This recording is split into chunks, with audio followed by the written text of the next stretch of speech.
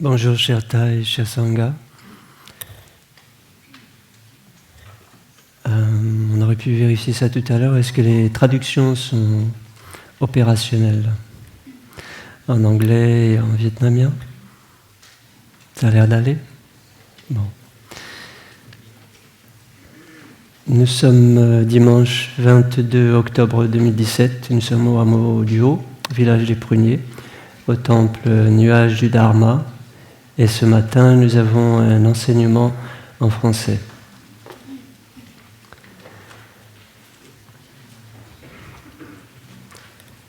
Nous nous sommes réunis pour pratiquer ensemble cette semaine. Certaines d'entre vous êtes ici pour la première fois. C'est un premier séjour pour quelques-uns d'entre vous qui est arrivé vendredi. Et c'est tout nouveau, c'est même peut-être un peu bizarre, mais c'est certainement une découverte hors du commun. Et peut-être aussi, j'espère, un émerveillement. Nous avons aussi cette semaine un grand nombre de pratiquants membres de l'interêtre francophone qui sont venus pour vivre la quadruple Sangha, qui sont arrivés également vendredi et pour toute la semaine. Donc nous sommes une grande famille réunie pour nous tenir chaud presque à l'entrée de l'hiver. Vous avez remarqué que les températures ont baissé un petit peu cette nuit.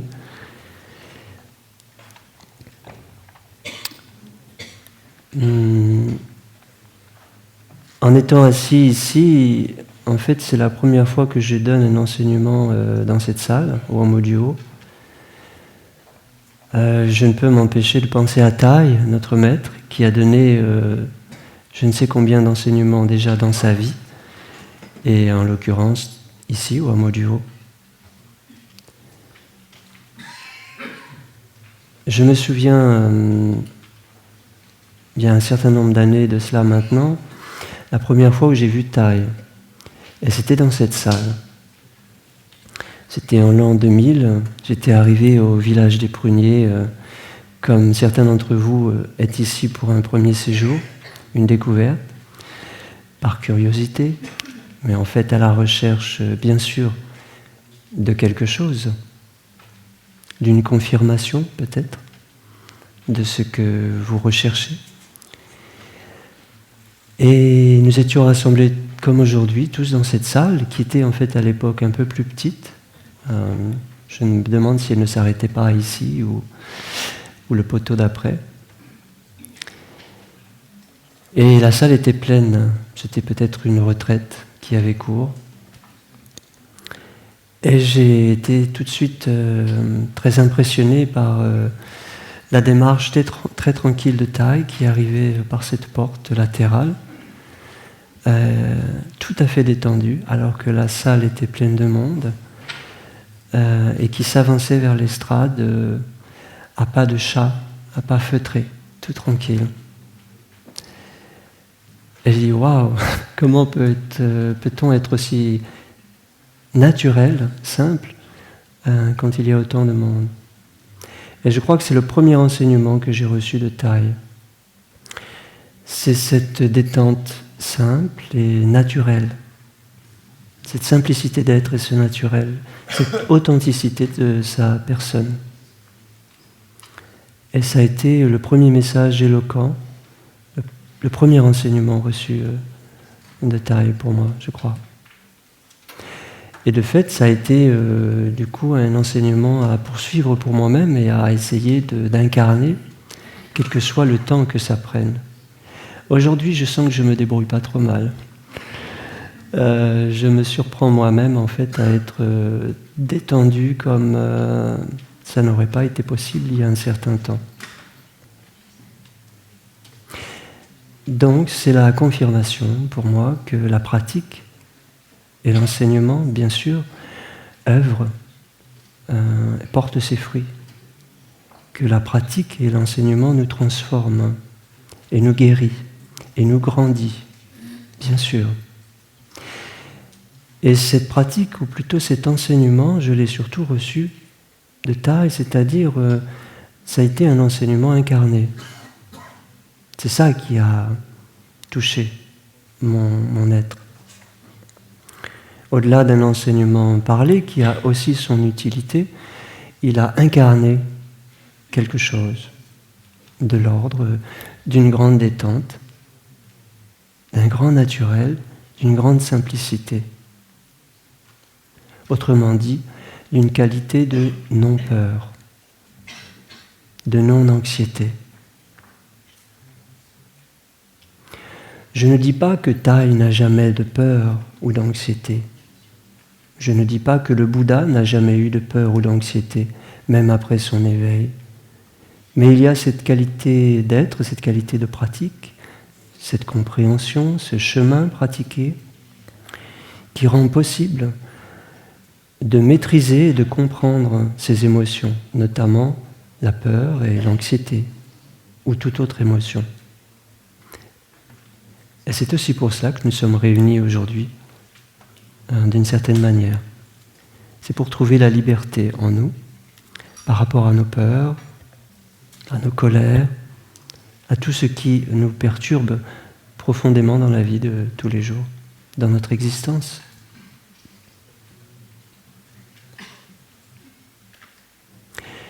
Donc finalement, aujourd'hui, la lecture que je fais de cette première rencontre avec Thay, qui était comme un silence foudroyant, c'est le message de la non-peur.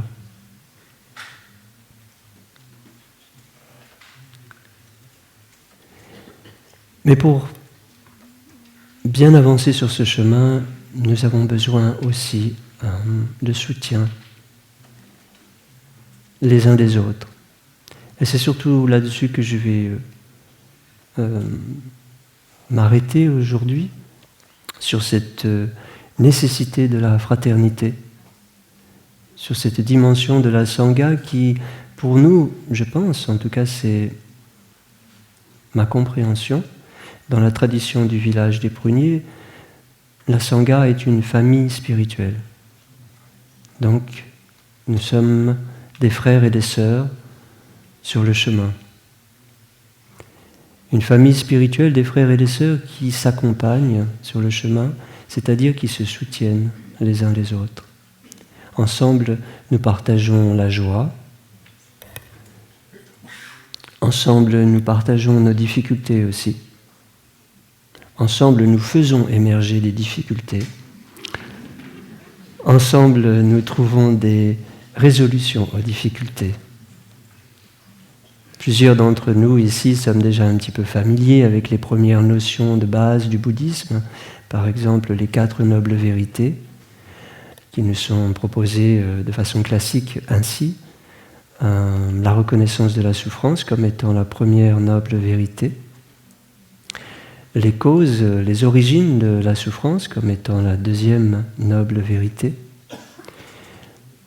la cessation de la souffrance vient comme étant la troisième noble vérité, et le chemin octuple, qui est le chemin menant à la cessation de la souffrance, quatrième noble vérité. Donc lorsque nous faisons émerger ensemble des difficultés, c'est la première noble vérité. Mais s'il y a une première noble vérité, ça veut dire qu'il y a aussi une troisième et une quatrième noble vérité. Il y a aussi une cessation de la souffrance, de la difficulté, une résolution du problème, et qui nous est proposée par le Bouddha comme étant le noble chemin octuple. Un chemin à 8 branches. Je vous propose une petite pause, un son de cloche, et je vais boire un peu d'eau.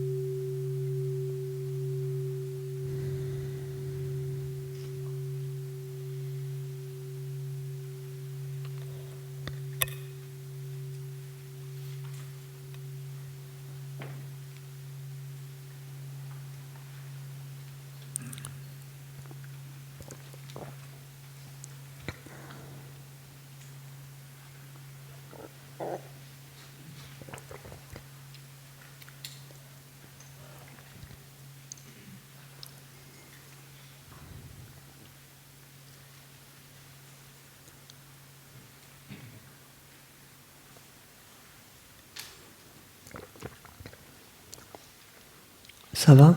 Vous vous sentez détendu? C'est important parce que nous sommes dans une relation d'inter-être. Si vous êtes nerveux, je vais me sentir nerveux. Si vous êtes détendu, ça va beaucoup m'aider.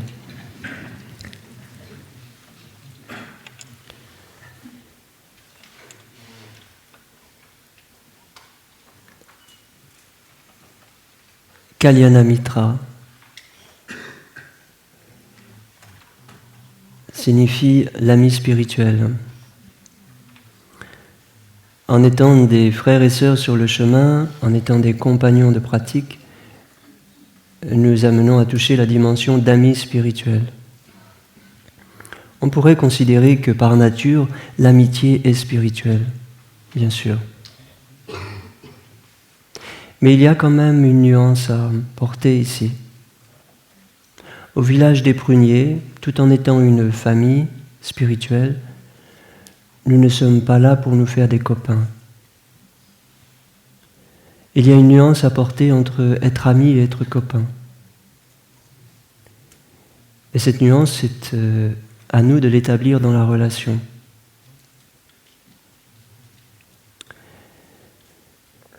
Kalyana Mitra, l'ami spirituel. L'ami spirituel, on peut supposer que c'est celle et celui qui est attentif à son frère, à sa sœur. L'ami spirituel, on peut supposer que c'est celle et celui qui est conscient des difficultés et des joies que l'autre personne peut être amenée à traverser dans la vie. Non pas d'une façon générale, on se dit oui, tout le monde traverse des difficultés, des joies, donc je sais bien que mon frère, ma sœur vit des difficultés. Non, non. Il s'agit d'un engagement. Je m'engage dans la relation, ça veut dire que je m'engage à regarder mon frère et ma sœur, à écouter, à observer attentivement ce qu'il vit en ce moment, ce qu'elle vit maintenant. Donc c'est un appel à l'attention portée les uns aux autres sur ce chemin. Voilà ce qu'est l'amitié spirituelle dans le bouddhisme. L'ami spirituel, Kalyana Mitra, c'est celle et celui, nous dit le Bouddha, sur qui l'on peut compter. Celui qui ne nous fera pas défaut, celui qui ne changera pas d'humeur quand les conditions sont favorables et que notre situation est bonne, c'est un ami. Mais dès que ça tourne au vinaigre pour nous, l'ami n'est plus là. Ça n'est pas un ami spirituel.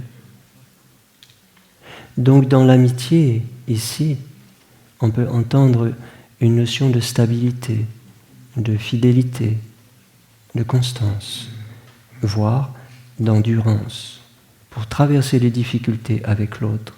Ne pas le lâcher, l'accompagner. Comme il ou elle peut être amené à nous accompagner lors de difficultés que nous traversons aussi. Donc l'ami spirituel, c'est celui qui est présent, celle qui est présente. Et je crois que c'est là le cœur même de ce chemin que chacun et chacune d'entre nous pouvons souhaiter emprunter. Le cœur de ce chemin, c'est la présence.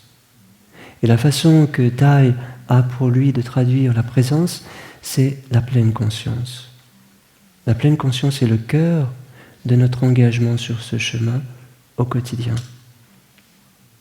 La pleine conscience, c'est de la présence. Il y a un autre terme très intéressant dans le bouddhisme, très beau, qui s'appelle Appadama, ou Appamada, pardon. Je vérifie.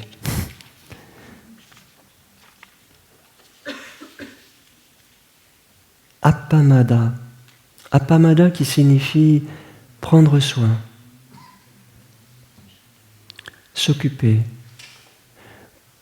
porter une attention soignée, donc être vraiment là.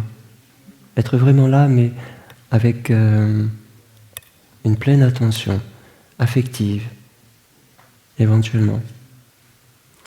En anglais, c'est to care for, to be caring. Appamada. To care, prendre soin, on peut se douter que ce mot vient de la racine latine, du mot caritas peut-être. Le mot caritas en français a donné la charité. Caritas qui vient du cœur. Donc appamada est une attitude et une action qui vient du cœur. Si l'on considère que la pleine conscience peut aussi être traduite par ce soin, cette attention particulière qui est portée sur chacune de nos actions, alors être en pleine conscience, c'est être dans son cœur. Et nous sommes invités, chacun et chacune, sur ce chemin de pratique, à faire les choses avec cœur. Nous sommes invités à marcher en pleine conscience avec notre cœur. Non pas d'une façon mécanique, parce que Thay nous a dit qu'il fallait marcher en pleine conscience, un pas après l'autre, respirer en pleine conscience. Et vous savez très bien qu'il y a des fois où nous sommes dans une pratique mécanique. Le cœur n'est pas toujours là. Dans les langues asiatiques, en chinois, en japonais, le cœur et l'esprit se traduisent en un seul mot. Shin en japonais, tam en vietnamien. Donc cœur-esprit. Cœur et esprit à chaque pas. C'est l'attention de l'esprit, c'est l'attention du cœur placée dans ce que nous faisons. Alors Thay, dans son enseignement, parle beaucoup de faire des pas en pleine conscience, de revenir à une respiration en pleine conscience. Mais c'est aussi une métaphore, dans une certaine mesure, pour appliquer cela à toutes nos actions, en fait, bien sûr. Lorsque vous êtes entré dans cette salle ce matin pour venir écouter l'enseignement, comment êtes-vous entré dans cette salle? Le savez-vous? Vous en souvenez-vous? Savez-vous quel pied a d'abord posé son pas dans la salle? Je ne le sais pas, j'avoue. Mais vous voyez ce qui nous est proposé? Étiez-vous là au moment où vous avez poussé la porte? Comment avez-vous choisi la place où vous êtes assis? Avec quel esprit étiez-vous à ce moment-là? Un esprit calme et tout à fait posé, patient, ou un esprit un peu agité, impatient et qui cherche à avoir une bonne place, peut-être la meilleure place pour soi? Bien sûr, il y a un peu le stress des traductions, donc je comprends, il faut trouver la boîte, brancher ses écouteurs. Et vous comprenez bien ce que je veux vous dire. Lorsque vous venez à la méditation assise, frères et sœurs monastiques, frères et sœurs laïcs, êtes-vous conscient de quel côté vous entrez sur votre coussin? Est-ce que vous entrez du côté de la porte, c'est-à-dire le coussin est là, Vous venez vous asseoir par là, ou est-ce que vous entrez sur votre tapis et votre coussin du côté de l'autel? Ce sont des détails. On peut bien sûr penser que ça n'est pas très important. Ce sont surtout des outils, des petits trucs pour nous aider à nous installer dans une conscience de ce que nous faisons.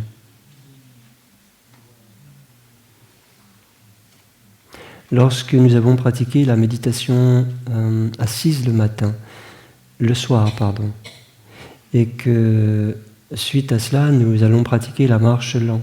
Avec quel pied commencez-vous la marche lente? Le savez-vous? Pied gauche, pied droit? Si vous vous posez cette question et vous portez cette attention à cet endroit, vous vous donnez l'opportunité d'être vraiment là. Et non seulement d'être là, mais de faire les choses avec cœur. Donc nous devons comprendre que sur ce chemin, le cœur de ce chemin, c'est notre cœur. Et c'est d'y mettre notre cœur. Alors ça devient très intéressant. Ça a tout son sens. Parce que vous investissez tout ce qu'il y a de bon en vous.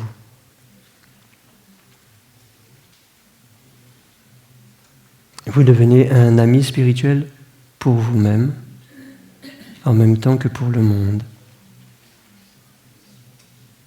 Car s'il s'agit de porter attention avec soin, la pleine conscience en sanskrit se dit smriti, prendre soin se dit donc appamada. Il s'agit à travers cela de servir, d'être un ami pour soi, de servir l'amitié à soi-même et aux autres. Quelle amitié allons-nous offrir au monde? Quel service allons-nous rendre si nous ne sommes pas un ami pour nous-mêmes? Comment est-ce que ça pourrait marcher? Donc cette dimension d'amitié à soi est incontournable. C'est pourquoi lorsque nous faisons des pas en pleine conscience ou toute autre action, nous devons être pleinement avec nous-mêmes, avec celle et celui que nous sommes. Même si bien souvent nous ne savons pas qui nous sommes. Quelque part, nous sommes peut-être un mystère pour nous-mêmes, un mystère de plus dans la vie. Et nous partons à la découverte de ce mystère. Je ne sais pas qui je suis, c'est pourquoi je peux écouter et me tourner vers ce mystère, celle et celui que je suis. Et donc il est incontournable d'être véritablement là avec soi-même pour pouvoir être là pour l'autre. Lorsque nous choisissons de suivre les activités de la Sangha, nous le faisons aussi pour les autres. Je suis tout à fait conscient pour ma part que lorsque je viens à la méditation assise, là je dois quand même avouer et m'excuser, je n'étais pas là ce matin, mais c'est parce que je n'ai pas entendu la grande cloche. Donc je me suis rendormi.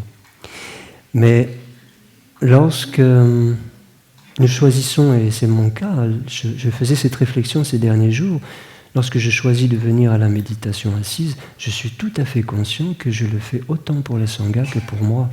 Et en fait, certains jours, j'ai vraiment eu le sentiment que je le faisais d'abord pour la Sangha, d'abord pour la communauté.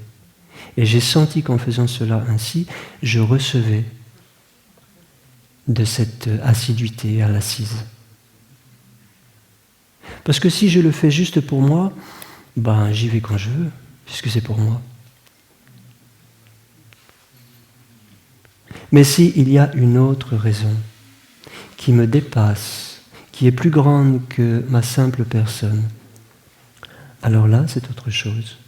Il y a un élan, une inspiration, on pourrait presque dire un idéal, en tout cas une motivation qui est beaucoup plus grande et du coup beaucoup plus forte.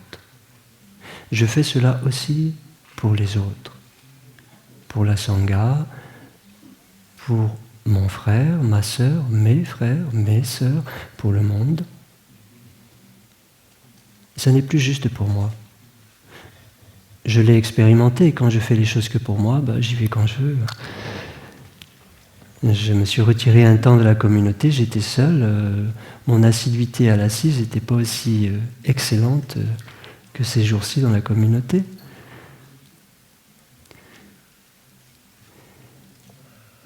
Et cette notion d'inclure le monde est tellement importante parce qu'elle donne une dimension supérieure à votre chemin. Ça prend tout son sens. Vous avez une raison pour vous lever le matin.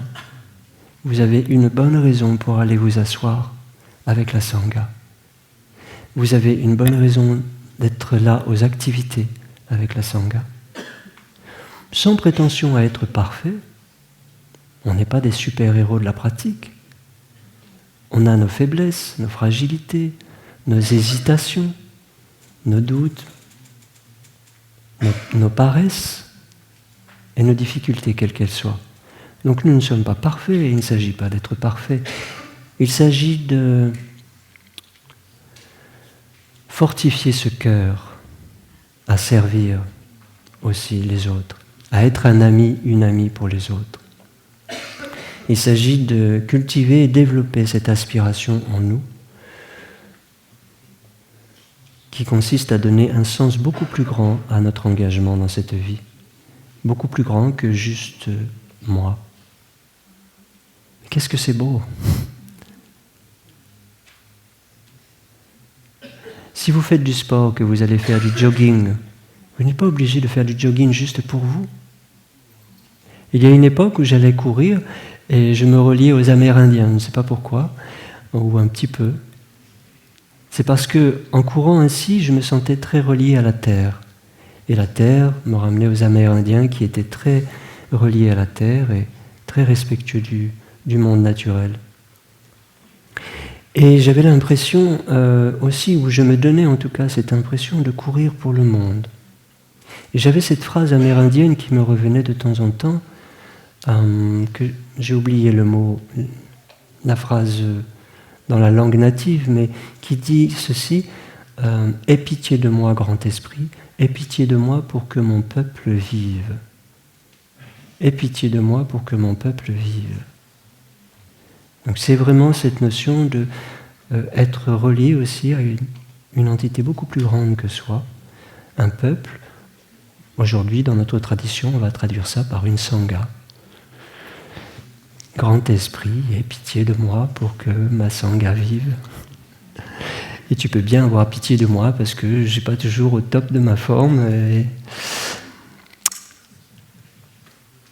Mais il y a cette compréhension donc que, en fait, ces efforts sur le chemin, cette application en tout cas qui est mise, à développer plus de concentration d'esprit, plus de présence, plus de disponibilité, ceci est au service et bénéficie tout de suite mon peuple, ma sangha.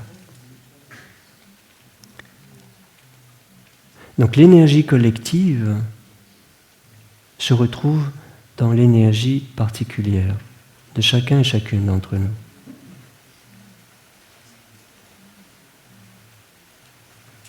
Ah, le grand esprit nous a entendus, il pleut. Encore les Amérindiens avant d'écouter un son de cloche.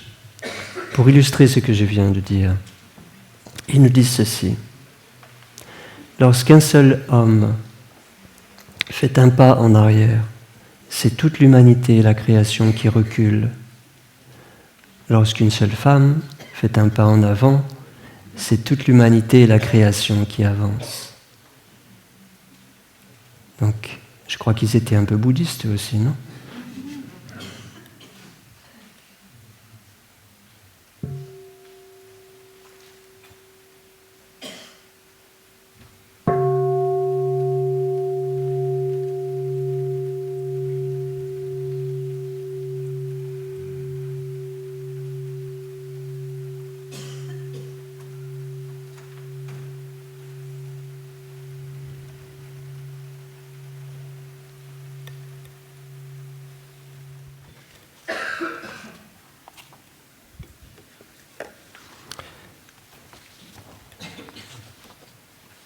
Je vais vous donner un peu d'informations, un peu de nourriture informative. On a parlé de Appamada, donc je vais l'écrire pour vous.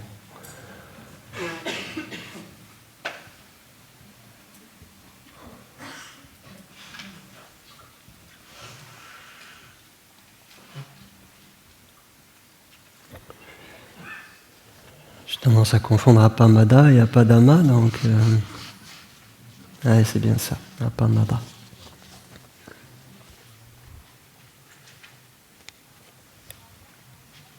Appamada, donc une attention soignée, on va dire.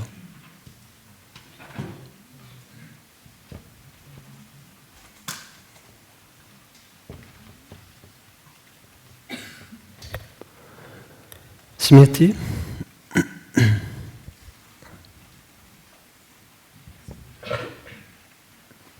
Pleine conscience.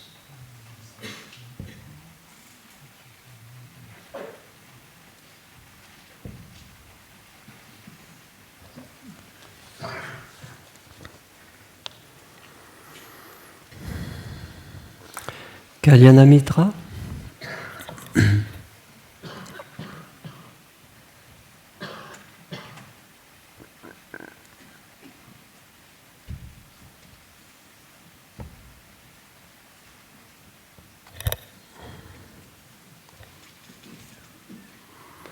Ami spirituel.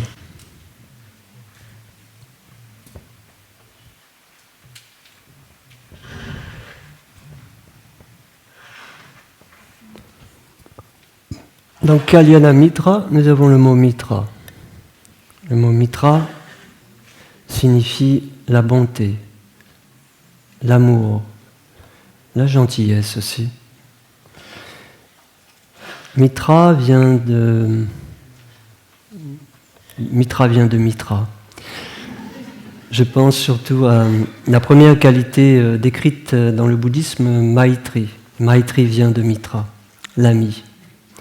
Donc Maitri, c'est l'amour bonté, l'amour bienveillant.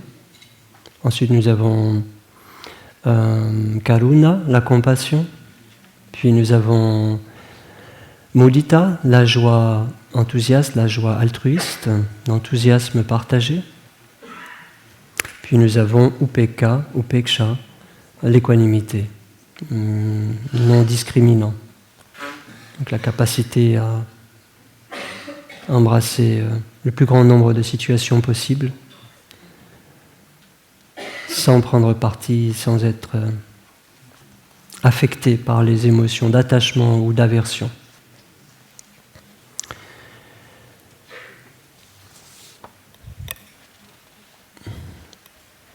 J'aimerais aussi, pour illustrer cette importance donnée par le Bouddha à l'amitié spirituelle, vous lire un petit passage d'un sutra. Les traducteurs ont une copie que je leur ai laissée.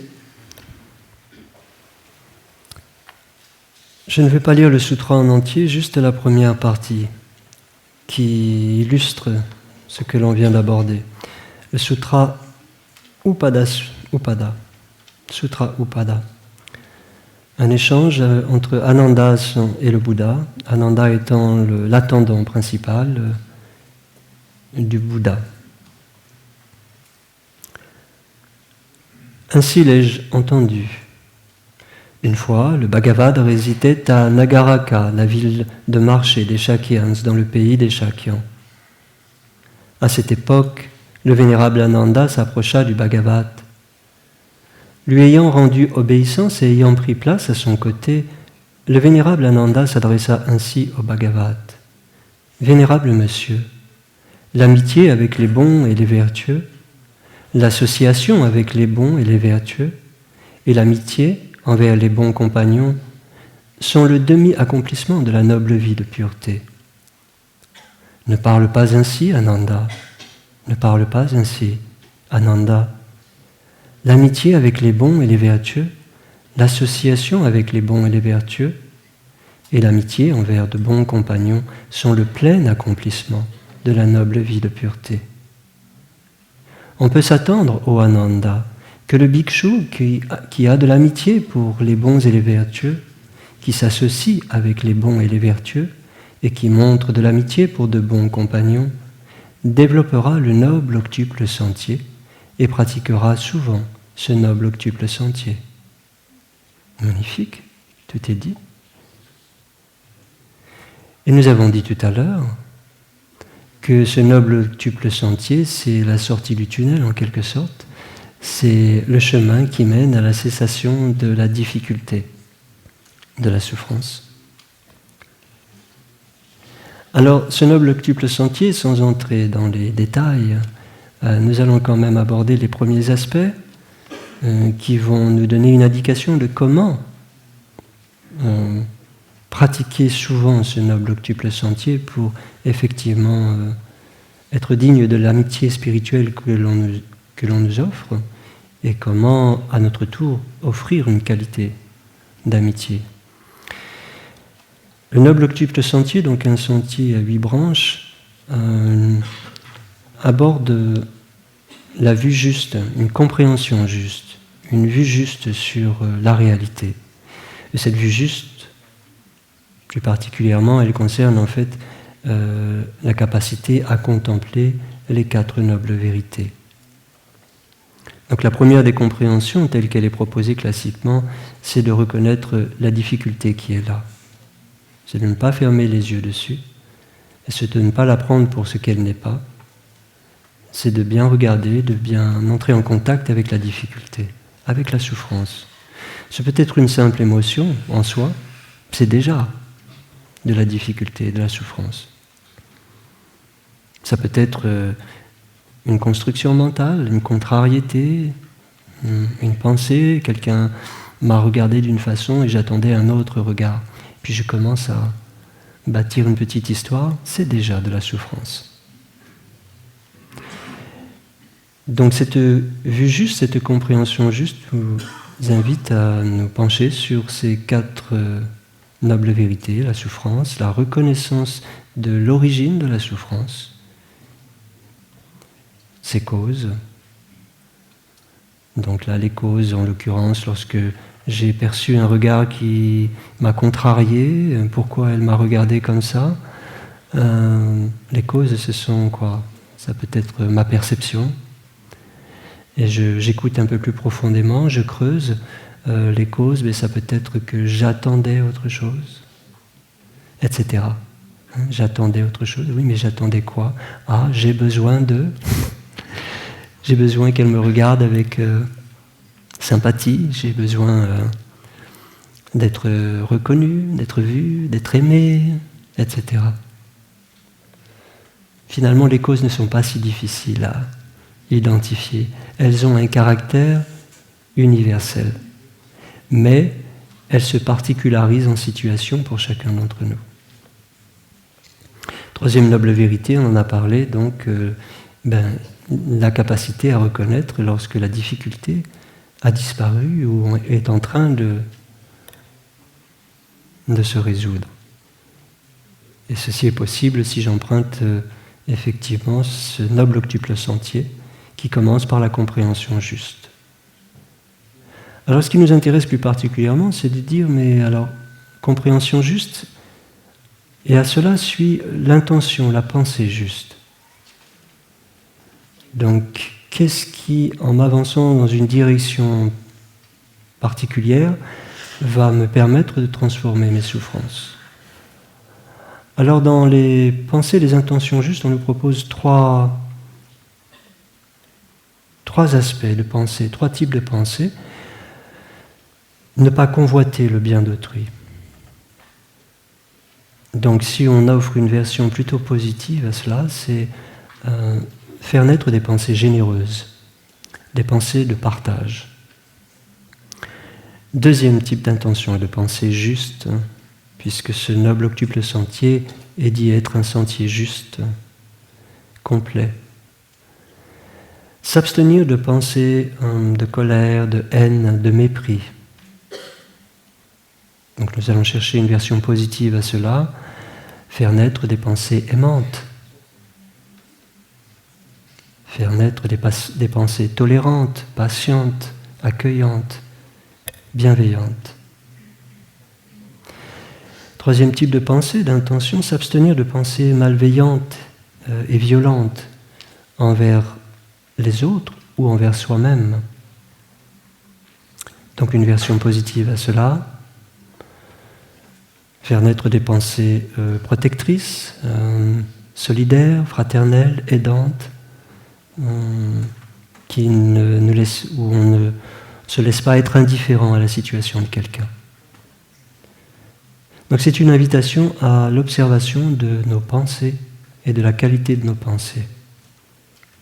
On retrouve cette approche-là un peu plus loin dans ce noble octuple sentier sous l'appellation de l'effort juste, la diligence, où on est invité à reconnaître nos états mentaux, s'ils sont positifs, s'ils sont négatifs, et à jardiner en quelque sorte avec ces états mentaux, avec ces pensées. À l'intention et la pensée juste suit la parole juste. Et nous savons très bien au quotidien comme les paroles peuvent être extrêmement blessantes, voire destructrices. Mais les paroles découlent des pensées. Si j'alimente un certain type de pensée trop longtemps, de façon trop récurrente, il y a de fortes chances que ça finisse par se manifester en termes de paroles et en termes d'agissement. C'est pourquoi le Bouddha a toujours invité ses disciples à revenir à la source de tous les problèmes, l'esprit, le mental. Parce que là où est la source de tous les problèmes, là est la solution de tous les problèmes.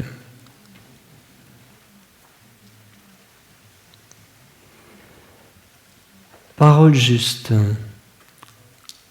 4 types de paroles nous sont proposées. S'abstenir de paroles mensongères, fausses. S'abstenir de mentir. Il y a des situations dans la vie peut-être où ça n'est pas si facile. C'est peut-être dangereux de ne pas mentir, où ça nous expose. On a peur peut-être. S'abstenir de paroles mensongères, fausses. Toutes ces propositions sont pour nous aider à devenir plus forts et plus fortes. Parce que lorsque nous empruntons ces chemins qui sont peut-être par exemple de mentir, en fait cela nous fragilise. Nous cachons quelque chose et nous avons de bonnes raisons d'avoir peur que ce que nous cachons soit découvert. Alors, ne pas mentir ne veut pas dire qu'il faut crier la vérité à tout vent, ouvrir tout grand les fenêtres et faire le prophète, mais c'est une invitation à effectivement regarder dans nos pensées et nous entraîner à dire la vérité, dire les choses comme elles sont et non pas comme elles ne sont pas. Ça veut dire vérifions ce que nous nous apprêtons à dire. Bien souvent au quotidien, dans nos conversations, nous faisons des suppositions. Mais la façon qui plus est de faire ces suppositions, c'est que nous les affirmons comme si c'était vérifié. Ah oui, c'est passé ceci. Ah bon? Mais tu veux dire, c'est l'information que tu as eue? Tu en as entendu parler à la radio ou autre? Non, mais c'est probablement ça, parce qu'en fait, il y a eu plein de... Ah d'accord. Mais c'est une interprétation. Et nous faisons tous cela au quotidien. Nous interprétons, nous faisons des suppositions et puis nous faisons des raccourcis et ça devient en fait des affirmations. Et plusieurs fois, il m'est arrivé, et ça a dû m'arriver à mon tour aussi, où on m'a dit des choses et la façon dont on me les disait, je pensais que c'était sûr, c'était vrai. Et sans s'en rendre compte, on colporte l'ignorance. Donc voyez comme cette attention portée à la véracité et l'authenticité de nos paroles est importante. Surtout quand on sait à quel point les paroles détruisent dans nos relations quotidiennes, dans la société. Deuxième parole à mettre en garde, s'abstenir de paroles malicieuses, malveillantes, de paroles qui divisent. Donc là encore, une attention particulière à porter avant d'ouvrir la bouche. Il y a un proverbe populaire qui nous dit qu'il faut savoir tourner sa langue 7 fois dans sa bouche avant de parler. S'abstenir de paroles dures, sévères, violentes, des paroles qui blessent. Si vous voulez être un ami, une amie spirituelle sur le chemin, vous ne voulez pas blesser vos compagnons de pratique. Vous ne voulez pas être trop dur dans vos paroles. Donc ça demande une attention particulière, portée là aussi. S'abstenir de paroles inutiles, de bavardages superflus. Ça ne concerne pas trop, ça c'est. Des commérages, des commentaires. Qui n'a pas chaque jour dans sa vie des commentaires, dans sa tête au moins? Donc s'abstenir de paroles inutiles, bavardages. Peut-être que ça vient en dernier, en quatrième, parce que c'est le plus difficile à pratiquer, je ne sais pas. Donc une parole essentielle, plutôt qu'une parole inutile.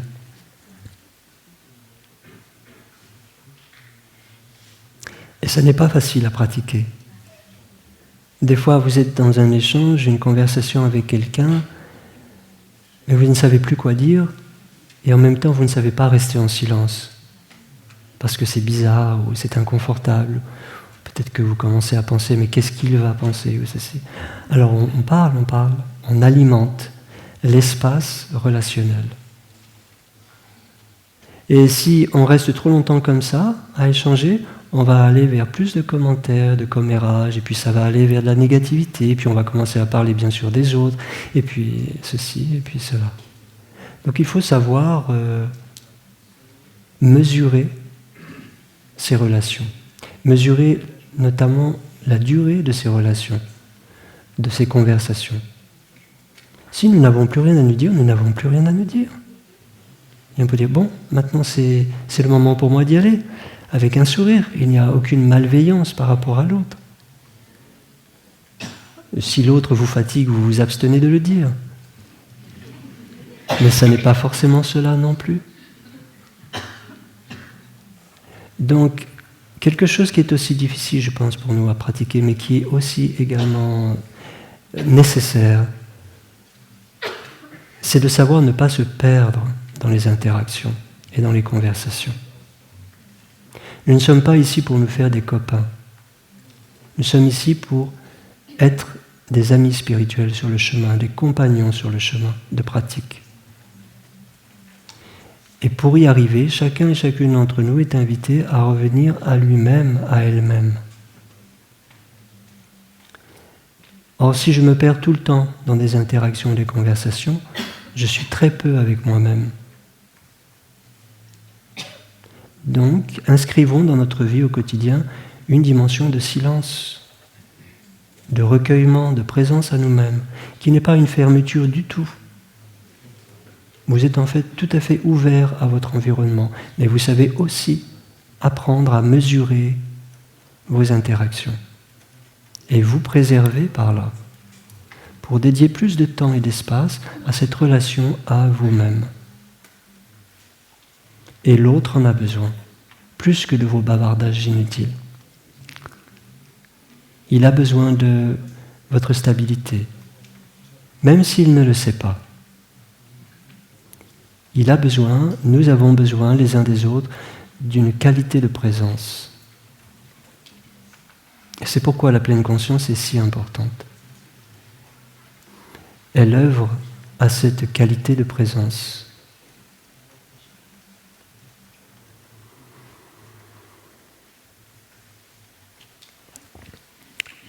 Et enfin, les actions justes suivent les paroles justes. 3 types d'actions justes. S'abstenir de détruire la vie. S'abstenir de faire le mal par ses actions, ses agissements. C'est-à-dire protéger la vie. S'abstenir de prendre ce qui n'est pas donné. C'est parfois difficile dans une communauté. On développe la facilité à emprunter des choses. On développe la facilité à oublier de restituer les choses. S'abstenir de conduite sexuelle inappropriée.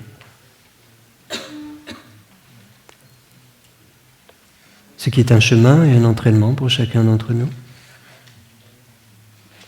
Monastique ou laïque.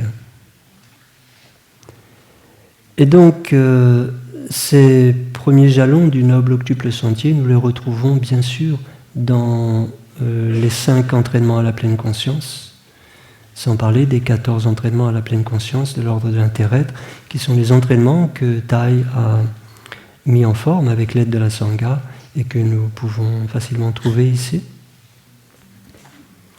et étudier. Au hameau du Haut, mardi matin, nous réciterons les 14 entraînements tous ensemble. Dans les autres hameaux, chaque semaine, il y a la récitation des préceptes. Une fois les 5 entraînements, la fois suivante les 14. Parce que ces entraînements sont un véritable chemin de pratique pour nous. Ils sont ceux qui vont éventuellement inscrire cette stabilité, cette non-peur au fil du temps, cette paix et cette disponibilité au monde en nous. Et ce sont des entraînements. Encore une fois, nous ne sommes pas là pour être parfaits, nous ne sommes pas là pour être des super-héros de la pratique. Cela dit, nous sommes là pour faire de notre mieux.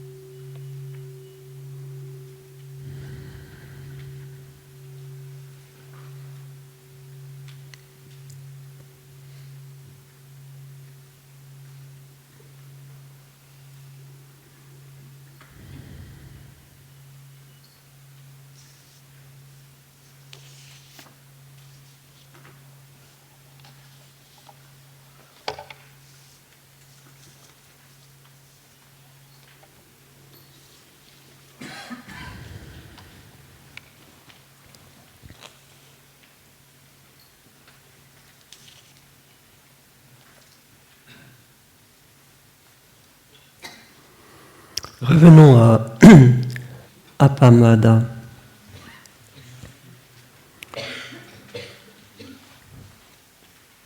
Je vais vous lire un passage d'une conversation du Bouddha avec le roi Pasenadi.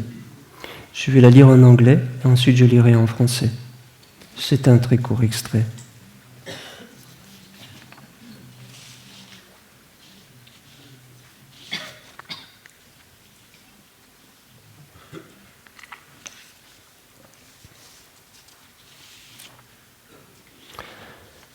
On one occasion, King Pasenadi asked the Buddha Gautama, "Is there one thing which secures both kinds of good, atta? The good pertaining to this world, ditta dhammika, and that pertaining to what follows after death, samparayika?" "Yes," the Buddha replies, "there is such a thing. Care, appamada.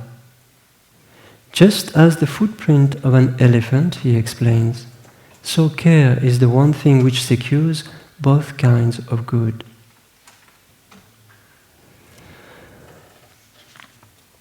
À une occasion, le roi Pasenadi demande au Bouddha Gautama, y a-t-il une chose qui assure les deux sortes de biens, le bien concernant ce monde et le bien concernant ce qui suit après la mort?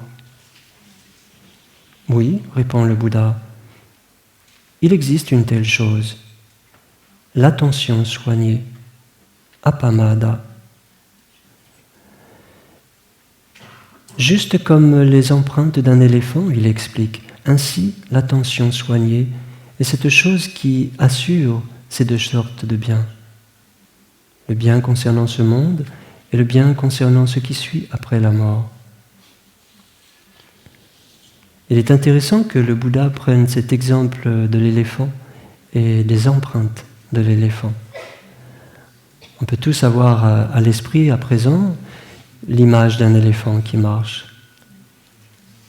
Cette masse énorme, cette force tranquille qui avance avec une lenteur incroyable, tout à fait détendu, un peu comme l'éléphantail que j'ai rencontré la première fois il y a quelques années. Une force incroyablement paisible, mais une force. Et on voit cet éléphant qui avance. Et chaque empreinte porte le poids de sa présence, de sa conscience. Peut-être que c'est cela que nous dit le Bouddha, telles les empreintes d'un éléphant.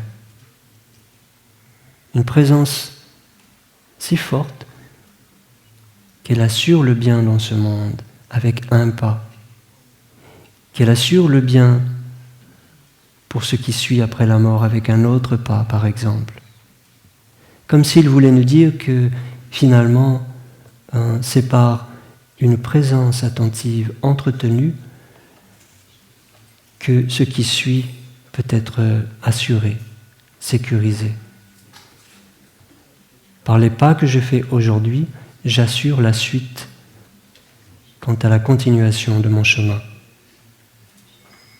Si je veux m'assurer le bien dans ce qui suit après la mort, je dois être attentif au premier pas et au deuxième pas qui devient à nouveau un premier pas, etc. Dans cette force tranquille de l'éléphant que je suis alors. Et tout cela est donc mis en lumière avec appamada, cette attention soignée. Dans le zen, nous disons tout simplement être là, corps et esprit réunis en un seul endroit, au même moment. Donc nous rassemblons notre personne, notre être, nous recentrons notre énergie pour être tout entier en un seul endroit. Ce que nous faisons, c'est la pleine conscience. Lorsque nous poussons la porte pour entrer dans cette salle, lorsque nous nous apprêtons à nous asseoir sur notre coussin ou sur notre chaise, c'est notre entraînement.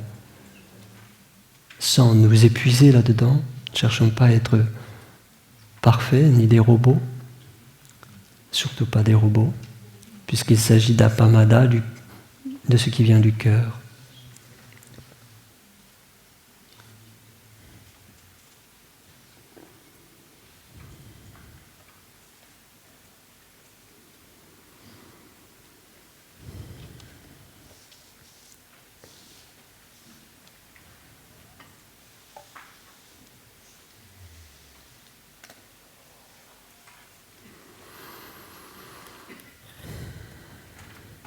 Voilà, je crois que j'ai dit l'essentiel.